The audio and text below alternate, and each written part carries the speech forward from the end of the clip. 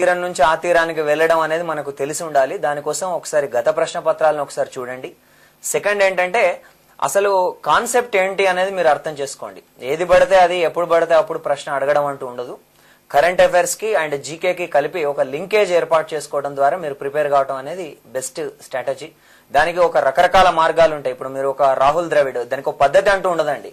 రాహుల్ ద్రవిడ్ అన్నప్పుడు ఈ మధ్య ఆయన రిటైర్ అయ్యాడు, పాలి ఉమ్రిగర్ అవార్డు ఆయనకు వచ్చింది. Rahul Khullar, TRAI telecom regulatory authority of India chairman. Rahul Bajaj auto chairman అతను. సో ఈ మధ్యనే ఫ్రాన్స్ నుంచి knight of the order of the legion honour ఆయనకు వచ్చింది. ఇంకా మీరు ఇలా తీసేసుకుంటే రాహుల్ భట్టాచార్య ఉన్నాడు. ఈ మధ్యనే the sly company people who care అనే పుస్తకానికి ఆయనకు మన ఆండాడ్జీ అవార్డు వచ్చింది. అలాగే ది హిందూ సాహిత్య పురస్కారం వచ్చింది. ఇలా ఓన్లీ రాహుల్ అంతా ఒక నట్ షెల్ఫ్ లో పెట్టుకోవటం, లేదా మే 22 సంథింగ్ ఏదైనా కావచ్చు, అది జీవ వైవిధ్య దినం. మన దగ్గర జీవ వైవిధ్య సదస్సు జరగబోతుంది. ఐక్యరాజ్య సమితి ఏ డెకేడ్ ని జీవ వైవిధ్య సదస్సుగా ప్రకటించింది. లేదా అదే మే 22న యుఎస్ఏ ఒక ఫస్ట్ టైం ఒక ప్రైవేట్ వ్యోమనౌకను ప్రయోగించింది. సో ఆ ఎక్స్ షాట్ అనే సంస్థ, దాని గురించి అదే మే 22న మనకు పార్లమెంట్ లో 18 సంవత్సరాల లోపు బాలలకు సంబంధించిన లైంగిక వేధింపుల బిల్లు పాస్ అయింది. సిక్కులకు ఆనంద్ సాహిబ్ బిల్లు చట్టం పాస్ అయింది. ఇలా ఒక డేట్ నుంచి కానీ ఒక దాని గురించి కానీ లింకేజ్ తీసుకుంటూ గత ప్రశ్న పత్రాలని ఇప్పుడు జరుగుతున్న తాజా ట్రెండ్స్ ని ఫాలో అవుతూ మీరు వెళ్తే బెటర్ అండి. ఓకేనండి. చాలా అంశాల వరకు అంటే జీకేలోను కరెంట్ అఫైర్స్ లో ఒకేలాగా ఉంటాయి కదా, అసలు జీకేలో కరెంట్ అఫైర్స్ లో తేడాను ఎలా గుర్తించాలంటారు? అసలు తేడా ఏముంటుందంటారు? సో జీకే అంటే ఏం లేదమ్మా, మీకు ఆ పేరులోనే కనబడుతుంది, జనరల్ నాలెడ్జ్. సో సాధారణ విజ్ఞానం. ప్రతి మనిషికి అంటే పోటీ పరీక్షలు ప్రిపేర్ కావాల్సిన వాళ్ళని పక్కన పెడితే మనం రోజు ఉప్పు వాడతాం. ఆ ఉప్పు రసాయనం ఏంటి అనేది మనకు తెలిసి ఉండాలి. అందులో ఉన్న కంటెంట్స్ ఏంటి? Sodium chloride. సముద్రంలో నీరు ఉప్పుగా ఉంటది, నదుల్లో అలా ఉండదు. కాబట్టి సముద్రంలో నీరు ఆ కాఠిన్యతకి కారణం ఏంటి? మనం రోజు ప్రొద్దున లేస్తే వెళ్తూ ఉంటాం, మనకి సింపుల్ గా తెలుసు రోడ్డు పైన ఆ తారులో ఏముంటుంది, రోడ్డు పైన ఏమైనా వాటర్ దొరిలించినప్పుడు ఎలా ఉంటుంది, ఒక ఆయిల్ పడితే మనం ఎందుకు జారిపోతాం, ఘర్షణ ధర్మం ఏంటి, తలతన్యత ఏమిటి, నీటి బొందు గోళాకృతి ఎలా ఉంటుంది అనేది.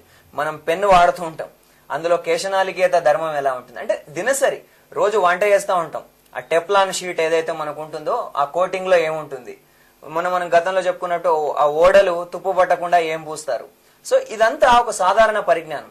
పలానా ఆవిష్కరణలు, మన జేబులో సెల్ ఫోన్ ఉంటుంది, మనకు సెల్ ఫోన్ ఎవరు కనుక్కున్నారో తెలియదు. మనం రోజు రిమోట్ కంట్రోల్ వాడుతుంటాం, రిమోట్ కంట్రోల్ సృష్టికర్త మొన్న చనిపోయాడు, యూజిన్ పోలి అని. సో ఇదంతా జీకే. సో ఇలాంటి సాధారణ పరిజ్ఞానం. అయితే వందలాది అంశాలు ఇందులో ఉంటాయి. ఈ అంశాలని కరెంట్ అఫైర్స్ టచ్ చేస్తున్నప్పుడు, స్పృశిస్తూ వెళ్తున్నప్పుడు మాత్రమే ఆ జీకేలోని ఆ బిట్ కి ఒక లైవ్ సజీవత అనేది వస్తుంది. ఇందాక నేను చెప్పినట్టు యూజిన్ పోలి ఇప్పుడు మరణించడం జరిగింది. అది ఇక కరెంట్ అఫైర్స్ అంటే వర్తమాన అంశాలు. మనకు వందలాది ఆవిష్కర్తల్లో ఈ మధ్య యూజిన్ పోలి చనిపోయాడు కాబట్టి, WWకి 20 సంవత్సరాలు పూర్తయ్యాయి కాబట్టి, ప్రతి ఒక్కరూ సెల్ ఫోన్ వాడుతున్నారు కాబట్టి ఇలాంటి ఆవిష్కరణలు తీసుకుని అడిగే అవకాశం ఎక్కువ ఉంటుంది. మీరు పుస్తకాల్లో తీసుకుంటే జీకే బుక్ లో ఒక 3000-4000 ఆవిష్కరణలు ఇస్తారు. అందులో వాషింగ్ మిషన్, ఫ్రిడ్జ్ ఇవన్నీ మనం చదవాల్సిన అవసరం లేదు. రెగ్యులర్ గా ఏవైతే న్యూస్ లో ట్రాక్ లో ఉంటున్నాయో అలాంటి అంశాలను మనం తీసుకొని చదువుకోవాలి. ఇప్పుడు గైనకాలజీ, జెరంటాలజీ, ఎంటమాలజీ, ఇలా రకరకాల లజీలు ఉంటాయి. ఇవన్నీ కూడా టెక్స్ట్ బుక్ లో యాజ్ టీజ్ ఉంటాయి. ఇందులో లేని ప్రశ్నలు కూడా ఉంటాయి. ఇప్పుడు ఈ మధ్య కొత్తగా వస్తుంది కంప్యూటర్లు అంటే భయం. సో దాన్ని లాగే జామ్ చెనోఫోబియా అంటారు. ఇలాంటి ఫోబియాస్ మీకు ఆ టెక్స్ట్ బుక్ లో దొరకదు, దానికి సంబంధించిన శాస్త్రం దొరకదు. సో ఈ కరెంట్ అఫైర్స్ ని బేస్ చేసుకుని జీకే చదవటం అనేది ఒక బెస్ట్ పద్ధతి. జీకేని బేస్ చేసుకుని కరెంట్ అఫైర్స్ చదివితే మాత్రం మనం దైవాదినం మోటార్ సర్వీస్ లాగా ప్రిపేర్ అవుతున్నట్టు ఉంటుందండి. ఓకేనండి, ఇంకో కాల్ రెడీగా ఉన్నారు. Hello, good evening madam. Good evening, చెప్పండి sir. Good evening sir. Good evening, చెప్పండి.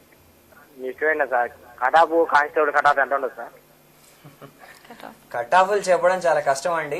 అందులోనూ మీకు మొన్న జరిగిన కానిస్టేబుల్ ఎగ్జామ్ కి ఫస్ట్ టైం నెగటివ్ మార్కింగ్ పెట్టారు. అది కూడా చాలా విస్తృత స్థాయిలో 1/2 మార్క్ అనేది నెగటివ్ మార్కింగ్ పెట్టారు. కాబట్టి ఎవరు ఎలా అటెంప్ట్ చేశారు అనే దాన్ని బట్టి ప్రశ్నల సరళి రావచ్చు. ఒక 100 నుంచి 120 మార్కుల మధ్యలో కట్ ఆఫ్ ఉండే అవకాశం ఉంది. ఓకేనండి, కరెంట్ అఫైర్స్ ప్రిపరేషన్ ఎలా వివరించుకోవాలంటారు? అలానే అంతర్జాతీయ అంశాలు ఎలా చదువుకోవాలంటారు?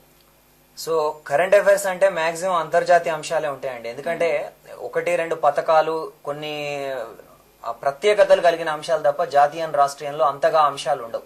ఎందుకంటే కరెంట్ అఫైర్స్ అంటేనే అంతర్జాతీయం మేజర్ గా తీసుకునేటప్పుడు.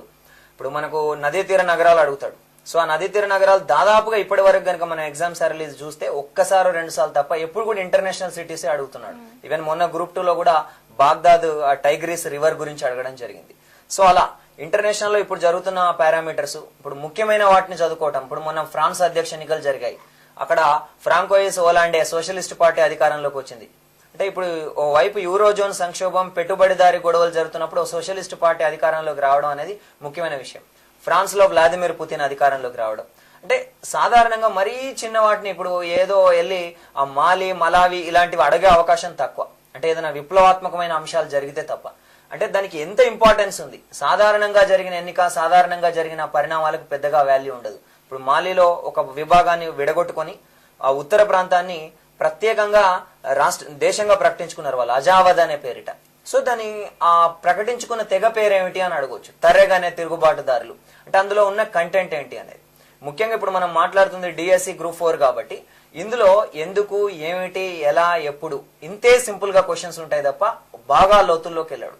కాబట్టి మనం ఒక పాయింట్ ని టోటల్ కవర్ చేసుకునే ప్రయత్నం చేసుకోవడం కన్నా ఆ కొత్త అధ్యక్షులు వచ్చితే వాళ్ళు వచ్చినారు, వాళ్ళ పార్టీ ఏంటి, అంతవరకే. ఆ దేశం ఏంటి, మాక్సిమం ప్రిపేర్ అయితే ఆ దేశం యొక్క రాజధాని, ఆ టైపు. ఇప్పుడు అమెరికాలో సంక్షోభం ఉంది, ఆపరేషన్ ట్విస్ట్ అంటే ఏమిటి, అలా అని వెనక్కి జీకే బుక్లలో ఉన్న అన్ని ఆపరేషన్స్ చదవక్కర్లేదు. ఇప్పుడు ఒక 1 year లో ఎక్కువగా ఉన్న అంశాలని మనం చదువుకోవడం అనేది బెస్ట్. ఓకేనండి, ఇంకో కాలర్ రెడీగా ఉన్నారు. Hello hello madam.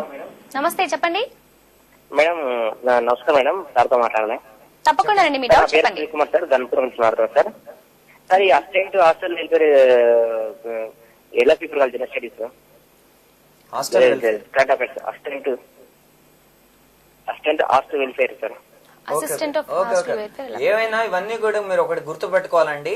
ఇవన్నీ కూడా hostel welfare, assistant hostel welfare, ఇప్పుడు డిఎస్సి, ఇవన్నీ కూడా విద్యా రిలేటెడ్ అంశాలన్నిటికీ కూడా డిఎస్సి అంటే ఆ యొక్క ప్రశ్నపత్రం స్థాయి ఒకే రకంగా ఉంటుంది మొత్తం అంతా కూడా. అంటే అందులో జనరల్ స్టడీస్ ఎలా ఉంటుంది అనేది మనం గెస్కోవట్లేమండి. ఒక 6 నెలల క్రితం మొత్తం అంతా కూడా రంగారెడ్డిలో హాస్టల్ వెల్ఫేర్ ఎగ్జామ్ జరిగింది. టోటల్ జీకే కరెంట్ అఫైర్స్ లో నుంచే బిట్లు వచ్చాయి. కొన్నిసార్లు టెక్స్ట్ బుక్ లో నుంచి కూడా ప్రశ్న పత్రాలు రావచ్చు. మనం దేనికైనా కూడా సిద్ధపడే ఉండాలి. పూర్తిగా టెక్స్ట్ బుక్ లో నుంచి బేస్ చేసుకుని కొన్ని ప్రశ్నలు రావచ్చు, జీకే అండ్ కరెంట్ అఫైర్స్ ఎక్కువ రావచ్చు. ఇవి జనరల్ గా అడిగే ప్రశ్నలు. ఈ మధ్య కాలంలో జీకే కరెంట్ అఫైర్స్ వాటా చాలా గణనీయంగా పెరిగింది. వాటి మీద కాన్సన్ట్రేషన్ చేయండి. ఓకే, ఇంకో కాలర్ రెడీగా ఉన్నారు. హలో హలో నమస్తే, చెప్పండి. హలో సార్, చెప్పండి. సార్తో మాట్లాడు సార్. తప్పకుండా రండి, మీ డౌట్ చెప్పండి. సార్ నేను ఇప్పుడు హాస్టల్ వెల్ఫేర్ గ్రూప్ 4 తర్వాత డిహెచ్ కి ప్రిపేర్ అనుకుంటున్నాను సార్. దాని గురించి చెప్తారా? ఏం చెప్పాలి నేను? ఎలా ప్రిపేర్ కావాలి సార్? ఏమేమి చదవాలి? అంటే జనరల్ నాలెడ్జా లేకపోతే ఇంకేంటి? ఇది content sir. DH total subject గురించి వచ్చినప్పుడు మీకు ఏంటంటే చాలా తక్కువ టైం ఉందండి. ఒక్కటే గుర్తు పెట్టుకోవాలి మీరు, గుడ్డును పొదిగి మాత్రమే పిల్లల్ని పొందొచ్చండి, పగలగొట్టి కాదు. చాలా మంది ఏంటంటే ఒక 1 month లేకపోతే 3 weeks ఉన్నప్పుడు ఇప్పుడు ఏం ఉండదండి. ఆల్రెడీ మనం చదివి ఉంటేనే దాన్ని బ్రష్ అప్ చేసుకోవడానికి ఇప్పుడు ఒక అవకాశం ఉంటుంది. నేచురల్లీ మీరు మార్క్స్ వైజ్ తీసుకునేటప్పుడు కంటెంట్ కు ఫస్ట్ ప్రయారిటీ ఇవ్వాలి. కానీ ఒక రేంజ్ తర్వాత మీరు కంటెంట్ లో ఎక్కువ మార్కులు స్కోర్ చేయడానికి అవకాశం ఉండదు. కాబట్టి కంటెంట్, ఆ తర్వాత ఈక్వల్ వెయిటేజ్ మెథడాలజీ గురించి కూడా ఇవ్వండి.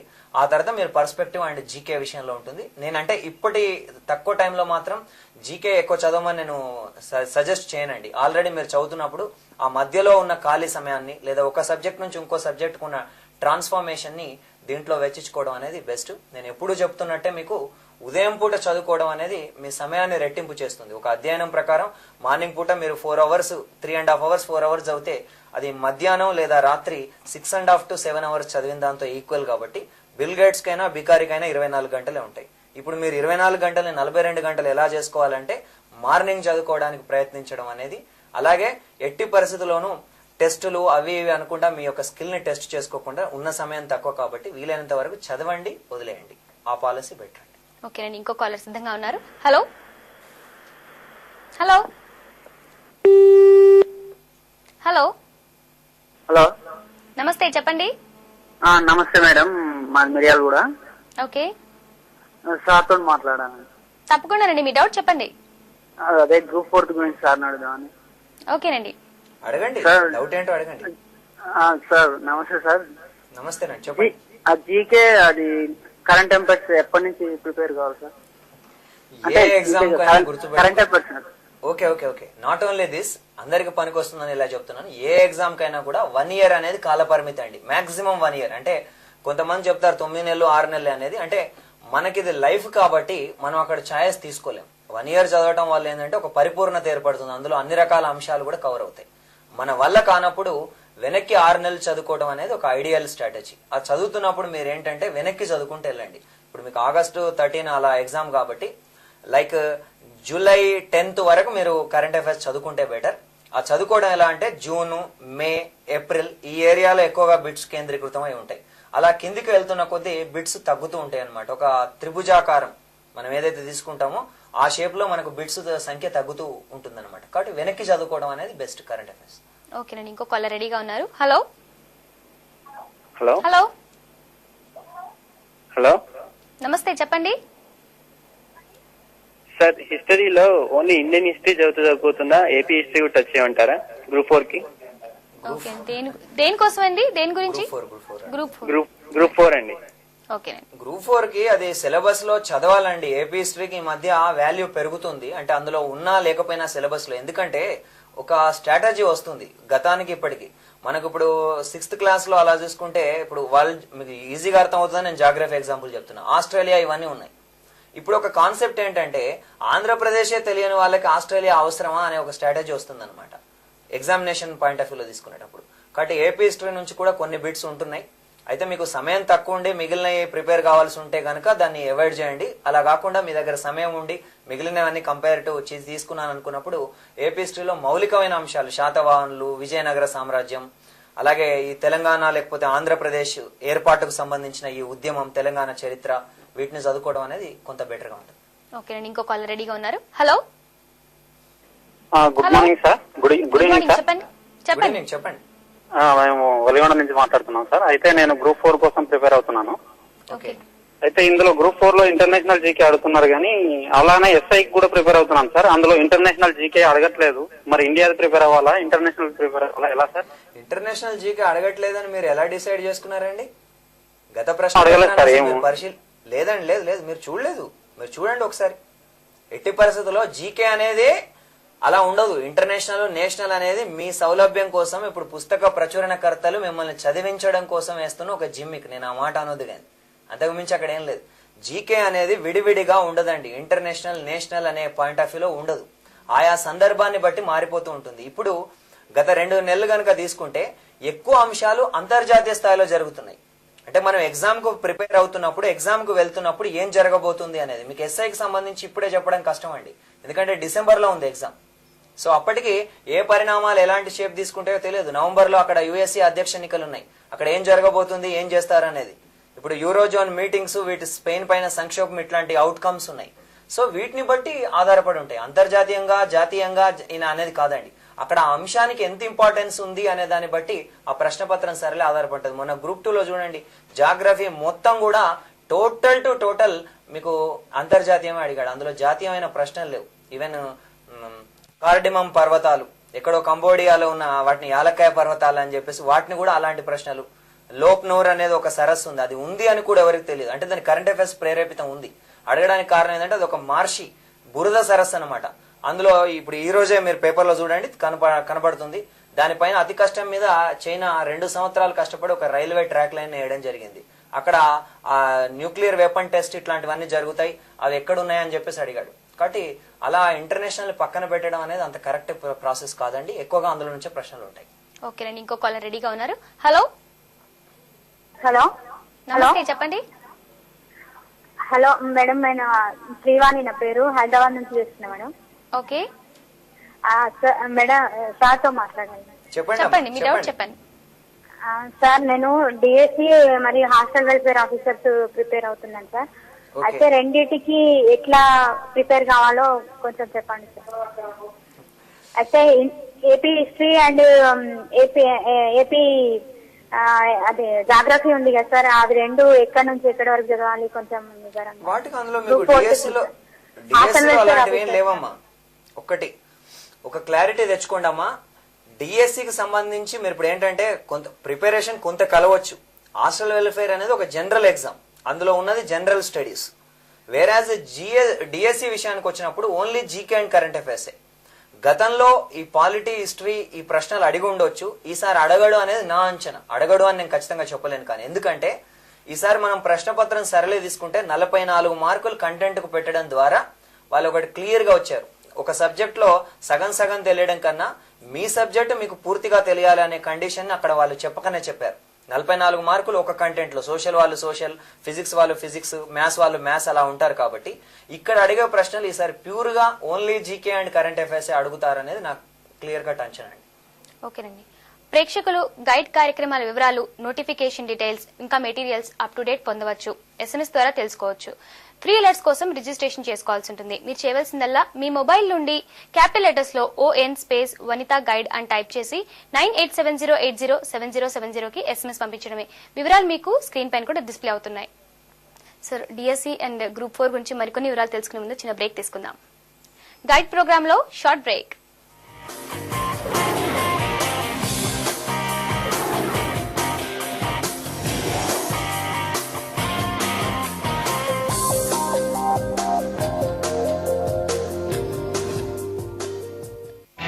Sindhu Degree College for Women, Mehdipatnam, 9912297521 04023520171. Admissions are open for BSc, BCom, campus recruitment available. ఏంట్రా హీరోయిజం చూపిస్తున్నా, నాలో విలనిజం చూపించనా?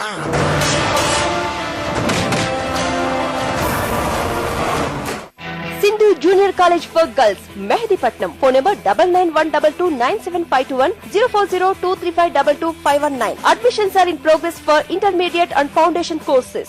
మగువలు మెచ్చే అన్ని రకాల పట్టు వస్త్రాలు, డ్రెస్ మెటీరియల్స్ కై ఆహ్వానం పలుకుతోంది skin touch. Road number 1 and 12 junction, Banjara hills, Hyderabad. Phone 2333344142. Sindhu Degree College for Women, Mehdipatnam, 9912297521 04023520171. Admissions are open for BSc, BCom, campus recruitment available. naptol.com. ఇంట్లో కూర్చునే పొందండి షాపింగ్ మజాని. Hello and welcome to Naptol. పెళ్లిళ్ళు వస్తాయి, యానివర్సరీలు వస్తాయి. ఏం గిఫ్ట్ కొనివ్వాలి? కొత్త ఇంటిని సెట్ చేస్తున్నారా? మంచి డీల్ కావాలా? Well, here is the best deal. Brand వారి 42 పీస్ డిన్నర్ సెట్ ప్లస్ అ నైఫ్ సెట్ ప్లస్ అ చాపింగ్ బోర్డ్. ఇవన్నీ 1999 రూపాయలు మాత్రమే. కానీ దీనితో పాటు ఉచితంగా మీరు పొందుతారు 2 సర్వింగ్ స్పూన్స్. దీని మార్కెట్ ప్రైస్ 4000 రూపాయలు. కానీ నాప్టాల్ దీన్ని మీకు అందిస్తోంది 1999 రూపాయలకి మాత్రమే. ఇంకా ఆలస్యం దేనికి? ఈ ఆఫర్ మీకు ఎక్కడా దొరకదు. వెంటనే స్క్రీన్ మీద కనబడే నంబర్ కి కాల్ చేయండి. ప్రోడక్ట్ డెలివరీ అయ్యాక డబ్బులు చెల్లించండి.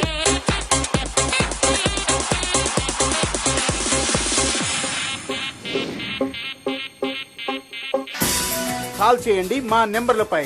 నాప్టాల్ చేశారా మరి? Sindhu Degree College for Women, Mehdipatnam, 9912297521 04023520171. Admissions are open for BSc, BCom, campus recruitment available.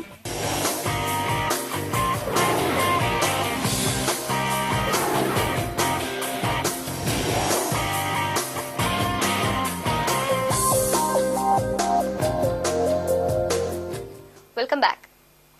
ఈ మధ్యలో ఇప్పుడు అప్లికేషన్ టైప్ లో వస్తున్నాయి కదా సార్ ఎగ్జామినేషన్ పేపర్ అంతా. అంటే ఈ కొత్త స్టైల్ ని ఈ అభ్యర్థులు ఎలాగా అర్థం చేసుకోవాలంటారు, ఎలా అలవాటు చేసుకోవాలంటారు? అప్లికేషన్ అని కూడా ఏం కాదమ్మా, అంటే సాధారణంగా చూసినప్పుడు ఈ మధ్య మనకు ప్రశ్నపత్రం మొత్తం కూడా మొన్న నేను క్రితం ప్రోగ్రామ్ లో మనం గ్రూప్ 2 లో అప్పుడు కూడా కొంత కవర్ చేశాం. It is called general awareness. అంటే మనకి ఇంకా హెడ్డింగ్ మార్చకపోయినా కూడా ఒక ట్రెండ్ అనేది ఎప్పటికప్పుడు మారిపోతూ ఉంటుంది. ఎందుకంటే జనరల్ స్టడీస్ ప్రశ్నపత్రం యొక్క ప్రధాన ఉద్దేశం ఏంటంటే అభ్యర్థి యొక్క బహిర్గత నైపుణ్యాలని కవర్ చేయటం. సో బహిర్గత నైపుణ్యాలు అన్నప్పుడు మిగిలిన ప్రశ్నపత్రాలు మొత్తం కూడా ఒక గ్రూప్ 2 లో తీసుకుంటే ఆప్షనల్స్ కావచ్చు, డిఎస్సిలో కంటెంట్ కావచ్చు, ఇవన్నీ ఒక సిలబస్ పరిధికి లోబడి ఉంటాయి. సిలబస్ పరిధికి లోబడని సాధారణమైన పరిజ్ఞానం కలిగిన అంశాలని ఎదుర్కొనేటప్పుడు అభ్యర్థి ఎలా ప్రవర్తిస్తాడు, ఒక రకంగా చెప్పాలంటే ఒక మూర్తిమత్వ పరీక్షని ప్రశ్నపత్రం రూపంలోనే ఇటీవల అడగడం జరుగుతుంది. మనకు అన్లిమిటెడ్ ఎగ్జాంపుల్స్ ఆర్ దేర్. మొన్న కూడా మనం చెప్పాం, WWW అనేది 20 years కంప్లీట్ అయింది. కాబట్టి WWW రూపశిల్పి ఎవరు అన్నాడు. ఎవరెస్ట్ అనే దాన్ని 1953 మే 29న తొలి వ్యక్తి కవర్ చేసి, తొలి వ్యక్తి దాన్ని అధిగమించి 60 సంవత్సరాలు పూర్తవుతుంది. కాబట్టి సాగరమాత అని దేన్ని అంటారు. ఇలా ఇందాక మనం చెప్పిన లోక్నూర్ సరస్సు కావచ్చు. ఇలా అన్లిమిటెడ్ క్వశ్చన్స్. మన నటరాజ రామకృష్ణ చనిపోయాడు కాబట్టి ఆ నృత్య రత్నావళి అనే పుస్తకాన్ని తీసుకొని దాన్ని ఎక్కడ సంస్కృతం అంటే మీరు ఓన్లీ నటరాజ రామకృష్ణ చనిపోయాడు ఇంతవరకే ఉంటాయి. అంటే మనకు కొంత ఒక బేసిక్ ఐడియా ఉండాలి. కాకతీయుల కాలంలో మేజర్ గా సంస్కృతం నుంచి పుస్తకాలన్నింటినీ తెలుగులోకి తర్జుమా చేశారు అని. అంటే కాకతీయులు తెలుగు వాళ్ళు కదా, కాబట్టి తెలుగు అని పెట్టకుండా ఉండడానికి ఆ నృత్యరత్నావళి ఏ పుస్తకంలో నుంచి అని ఈ తరహా ప్రశ్నలు. ఇందాక మనం చెప్పినట్టు సాధారణ పరిజ్ఞానం అంటే మనిషి తన చుట్టూతో ఏం తెలుసుకోవాలి అనేది. ఇప్పుడు సైన్స్ అనేది తీసుకున్నారనుకోండి, సాధారణంగా మన బాడీలో ముఖంలో ఎన్ని కండరాలు ఉంటాయి, మొత్తం బాడీలో ఎన్ని కండరాలు ఉంటాయి, రకరకాల పార్ట్స్ ఉంటాయి, వాటి డ్యూటీ ఏంటి. ఇప్పుడు మనకు బయట చూస్తున్నాం డెంగ్యూ, ఈ సీజన్ ఇది వర్షాకాలం ఇట్లా. సో ఏ రకమైన దోమ, ఈడిస్ ఈజిప్ట్ దోమ వల్ల, ఎలాంటి దోమ వల్ల ఎలాంటి కారకమైన వ్యాధులు వస్తాయి, దానికి సంక్రమికంగా ఏముంటుంది. ఈ మధ్య హంటా వైరస్ అనేది వార్తల్లోకి వచ్చింది, అది దేని ద్వారా వ్యాపిస్తుంది. ఇలా మలేరియాకి ప్రధానమైన వాహకం ఏంటి, ఇట్లా ప్రోటోజువా ఈ టైప్ తీసేసుకొని, అంటే వ్యాధులు. మళ్ళీ మనం వ్యాధుల్ని డిస్క్రైబ్ చేయాలి అని అనుకున్నప్పుడు మనకు మేజర్ గా విటమిన్స్ కావాలి. వాటిని ఎదుర్కోవాలంటే ఏ వాటిలలో ఏ విటమిన్స్ దొరుకుతాయి. సో మనకు ప్రధాన ఆహారం ఇప్పటికి కూడా శాకాహారమే. సో కిరణజన్య సమయోక్రియ ఎలా జరుగుతుంది, బయట వెలువడుతున్న పొల్యూషన్, సల్ఫర్ డైఆక్సైడ్ దేంట్లో ఉంటుంది, కార్బన్ మోనాక్సైడ్ ఏంటి, కార్బన్ డైఆక్సైడ్ ఏంటి, ఏది ఎక్కువ విషపూరితం. తాజ్ మహల్ లాంటివి ఉన్నాయి, అవి ఇప్పుడు పసుపచ్చ రంగులోకి మారుతున్నాయి. అలా మారడానికి కారణం ఏంటి, ఆక్సీకరణం, క్షయీకరణం, ఇలాంటి సింపుల్ బిట్స్ సైన్స్ లో తీసుకునేటప్పుడు. లైక్ ఫిజిక్స్ లో తీసుకునేటప్పుడు తలతన్యత, కేశనాలికీయత, రాకెట్ లో ఇమిడి ఉన్న సూత్రం ఏంటి, హెలికాప్టర్ ఎగరడంలో. సో వాటి యొక్క ప్రధానమైన ఆవిష్కర్తలు, ఇటీవల జరుగుతున్న వాటిలలో సిలికాన్ చిప్, ఇట్లాంటివి, కంప్యూటరు, దైవకణం, WWW. సో ఈ type of questions. Like social తీసుకున్నారనుకోండి, మనం ప్రత్యేకంగా తీసుకున్నప్పుడు ఇందులో మళ్ళీ వేరియేషన్స్ ఉంటాయి. హిస్టరీ సాధారణంగానే అడుగుతాడు. జాగ్రఫీ తీసుకున్నారనుకోండి, నేలలు, రకాలు, సరస్సులు, నదులు, పర్వతాలు. అంటే సాధారణంగా ప్రతి ఒక్కరికి మినిమం తెలియాలి. హిమాలయాలు ఉంటాయి కాబట్టి అక్కడ ఎక్కడ ఉన్నాయి ఏంటి అనేది. మొన్న మధ్య అడిగాడు, భారతదేశంలో అత్యంత ఎక్కువగా భూకంపాలు, మనకు దేశం మొత్తంలోనే భూకంపం ఎక్కువగా రావడానికి అవకాశం ఉన్న ప్లేస్ హిమాలయాలు. సో ఇలాంటి ఇప్పుడు మనకు ప్రకృతి వైపరీత్యాలు ఇవన్నీ జరుగుతున్నాయి కాబట్టి ఆ అంశంలో తీసుకునేటప్పుడు లైక్ పాలిటీ తీసుకున్నారనుకోండి, కేటగరేషన్, జనరల్ ఆర్టికల్స్, ఆ తర్వాత ప్రాథమిక హక్కులు, ప్రాథమిక విధులు, ఆదేశిక సూత్రాలు, కొన్ని ముఖ్యమైన ఆర్టికల్స్, సుప్రీంకోర్టు గురించి 124, రాష్ట్రపతి ఆర్డినెన్స్ 123, ఆర్థిక సంఘం 280, లైక్ ఎన్నికల సంఘం 324, 352, 356, 360 ఎమర్జెన్సీ ఆర్టికల్, 368 రాజ్యాంగాన్ని సవరించే పద్ధతి. ఇలా బేసాప్ తీసుకుని మొన్న రాష్ట్రపతి ఎన్నిక జరిగింది, రాష్ట్రపతి ఎన్నిక గురించి. ఇలా కొన్నిటిని క్రోడీకరించుకొని కరెంట్ లో మనకి ఎంత అవసరమో అంతవరకే చదువుకోవడం వల్ల బెటర్ పెర్ఫార్మ్ చేయడానికి అవకాశం ఉంటుంది. ఓకేనండి, ఇంకో కాలర్ రెడీగా ఉన్నారు. హలో హలో, నమస్తే, చెప్పండి sir. Good evening sir. Good evening, చెప్పండి సార్. నేను బిఎస్సి సోషల్ అసిస్టెంట్ ప్రిపేర్ అవుతున్నానండి. ఓకేనండి సార్, ఇంటర్మీడియట్ లెవెల్ లో అడుగుతారు అని చెప్పేసి ఇచ్చారు కదా సార్. ఇంటర్మీడియట్ లెవెల్ లో ఎలా అడుగుతారో 1-2 క్వశ్చన్లు ఎగ్జాంపుల్ చెప్తారు. అంటే మీరు ఏం అడుగుతున్నారు, కంటెంటా? Social content sir. ఎలా అడుగుతాడు అనేది మనం చెప్పడం కష్టం అండి. మీరు కంటెంట్ ఏం లేదు, ఇప్పటికీ కూడా 10వ తరగతి టెక్స్ట్ బుక్ అండి. అయితే యాక్చువల్లీ దాని ఉద్దేశం ఏంటంటే మీరు అర్థం చేసుకోవాల్సింది 10వ తరగతి పుస్తకం లోపల నుంచే వస్తాయి. 10వ తరగతి చెప్పేవాడికి 10వ తరగతి స్థాయి పరిజ్ఞానం ఉంటే సరిపోదు అనేది వాళ్ళ మెయిన్ ఉద్దేశం. కాబట్టి కనీసం ఇంటర్మీడియట్ స్థాయి ఉంటే 10వ తరగతికి టీచ్ చేయడం సులభం అవుతుంది అనే ఉద్దేశం. కాబట్టి 1-6 ప్రశ్నలు ఇంటర్మీడియట్ సిలబస్ లోకి వెళ్ళినా మిగిలిందంతా 10వ తరగతి లోపుకి కంటిన్యూషన్ గానే ఉంటుంది. కాబట్టి మీరు 10వ తరగతి లోపు పుస్తకాలు పూర్తి చేశాకే సమయం ఉంటే ఇంటర్మీడియట్ పుస్తకాలు చదవడం అనేది బెటర్ అండి. పైనుంచి కిందికి రావద్దు, ఇక్కడ డిక్రీజ్ కాకుండా ఇంక్రీజింగ్ పెంచుకుంటూ వెళ్ళడం అనేది బెటర్. ఓకేనండి, ఇంకో కాలర్ లైన్ లో ఉన్నారు. Hello hello sir. Hello sir, నమస్తే. చెప్పండి చెప్పండి. హలో సార్, మేము డిఎస్సికి ప్రిపేర్ అవుతున్నాం సార్. ఓకే అమ్మా, చెప్పండి. అయితే మీరు కోచింగ్ ఎక్కడ ఇస్తున్నారని ఇన్స్టిట్యూట్ లో చెప్తారా? నేను చాలా ఇన్స్టిట్యూట్ లో ఇస్తున్నానండి. ఎట్ ప్రెసెంట్ అయితే మనకు జీకే క్లాసెస్ కంటిన్యూస్ గా ఉన్నాయండి. రేపటి నుంచి 25, 26, 27 ఈ 3 రోజులు మహబూబ్ నగర్ లో. దెన్ మనకు జూలై 30, 31, ఆగస్ట్ 1 హైదరాబాద్ లో, ఆగస్ట్ 2, 3, 4 ఈ 3 రోజులు కూడా కర్నూలులో ఉన్నాయి. ఇది టోటల్ ఎనీ ఎగ్జామ్ కి మీకు జీకే అనేది టోటల్ గా కవర్ అవుతుంది. మరిన్ని డీటెయిల్స్ కోసం మీరు 130కి డయల్ చేస్తే వాళ్ళు చెప్తారు.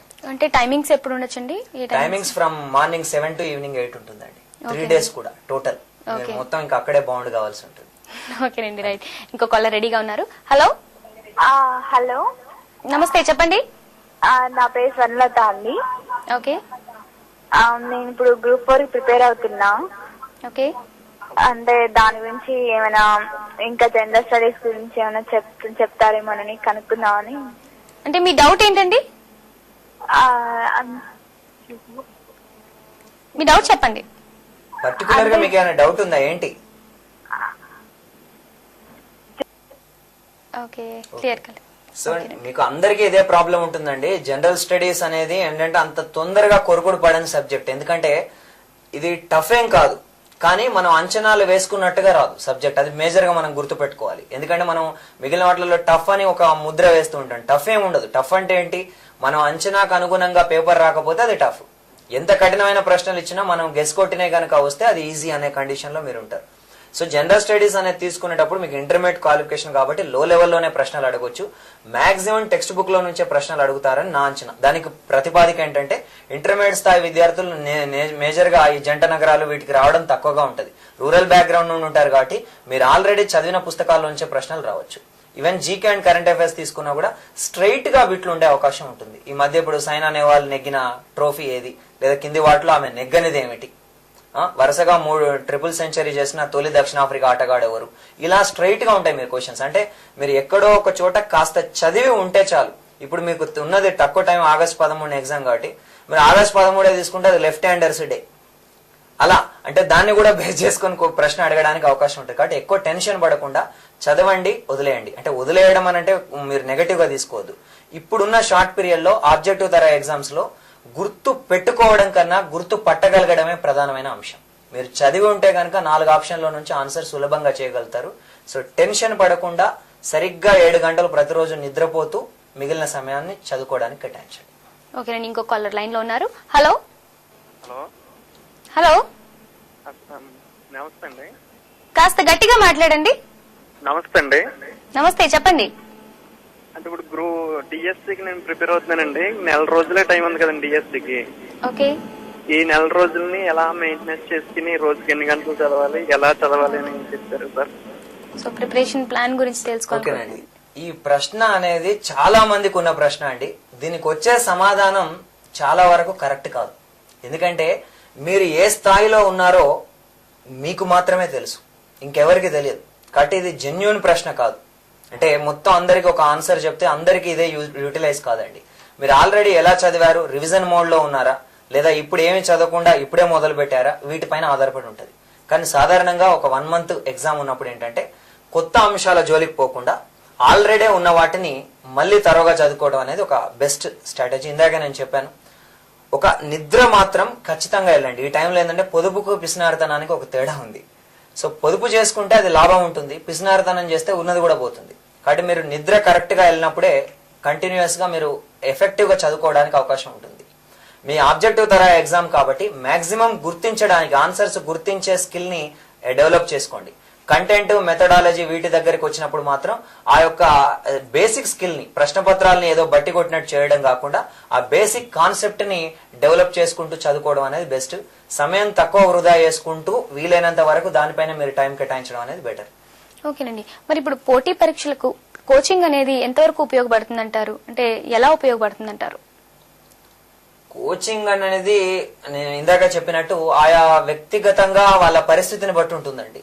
ఇప్పుడు ఒక జనరల్ స్టడీస్ అనే అంశం తీసుకునేటప్పుడు అర్థం చేసుకోగలిగితే ఓకే, కానీ అంత త్వరగా ఇది అర్థం కాదు. ఇప్పుడు అక్కడ కోచింగ్ లో ఏముంటుందంటే కొంత మేరకు మీ యొక్క బర్డెన్ ని వాళ్ళు బేర్ చేస్తారు, చేసుకొని మనకు ఒక ఐడియాలజీ ఇవ్వడానికి. ఇప్పుడు మనకు ఈ ప్రోగ్రామ్స్ పెట్టిన వీటిలో ఒక షార్ట్ స్పాన్ లో మనం మొత్తం అంతా కూడా చెప్పలేం కాబట్టి ఒక ఐడియాలజీ సొంతంగా కూడా మనం ప్రిపేర్ కావచ్చు. ఇప్పుడు మనకు ఆల్రెడీ చెప్పి కొంత బేస్ ఉంటే గనక ఇంట్లో కూర్చొనైనా మీరు ప్రిపేర్ కావచ్చు. అలా కాకుండా ఒక హెల్తీ ఎన్విరాన్మెంట్ లో కరెక్ట్ కోచింగ్ ఇన్స్టిట్యూట్ ని చూస్ చేసుకుని కరెక్ట్ చోట కోచింగ్కి వెళ్తే మాత్రం డెఫినెట్ గా ఇంకా బెటర్ గా పెర్ఫామ్ చేయడానికి అవకాశం ఉంటుంది. ఎందుకంటే అక్కడ మీకు ఒక స్కిల్ డెవలప్ అవుతుంది. అంటే జీకేలో ఏ అంశాలు చదవాలి, చదవకూడదు, కరెంట్ అఫైర్స్ లో ఏం చదవాలి, చదవకూడదు, అసలు జనరల్ స్టడీస్ అంటే ఏమిటి అంటే ఒక ఐడియాలజీ మీకు ఏర్పడుతుంది. అది లాంగ్ టర్మ్ లో, అంటే మీరు ఏ ఎగ్జామ్ రాసినా జిఎస్ అనేది ఒక కామన్ ఏరియా కాబట్టి ఆ మేరకు యూటిలైజ్ అయ్యే అవకాశం ఉంటుంది. ఓకేనండి, ఇంతకు ముందు మీరు చెప్పారు అంటే బ్యాచ్ల వివరాలు, టైమింగ్స్, ఇంకోసారి క్రాష్ కోర్స్ గురించి ఇంకోసారి తెలియజేస్తారా? ఖచ్చితంగా అండి. ఇప్పుడు డిఎస్సి చాలా వరకు ఏంటంటే ఫైనలైజ్ మోడ్ లో ఉన్నారు. చాలా మంది ఏంటంటే ఇప్పటి వరకు కంటెంట్ ఇవన్నీ చదువుతూనే ఉన్నారు. చాలా మంది అడుగుతూ ఉండడం వల్ల ఓన్లీ జీకే క్లాసెస్ అనేది పెడుతున్నామండి. DSC from tomorrow onwards, tomorrow 25, 26, 27 ఈ 3 రోజులు కూడా మహబూబ్ నగర్ లో ఈ యొక్క హైందవి కోచింగ్ సెంటర్ అంటున్నామండి. కోచింగ్ సెంటర్ తో ప్రాబ్లం ఏం లేదు, అక్కడ మీకు క్లాసెస్ ఉన్నాయి. దెన్ మళ్ళీ జూలై 30, 31, ఆగస్ట్ 1 ఈ 3 రోజులు కూడా హైదరాబాద్ లో బాసరా ఇన్స్టిట్యూట్ లో ఈ యొక్క only GK and current affairs classes ఉన్నాయి.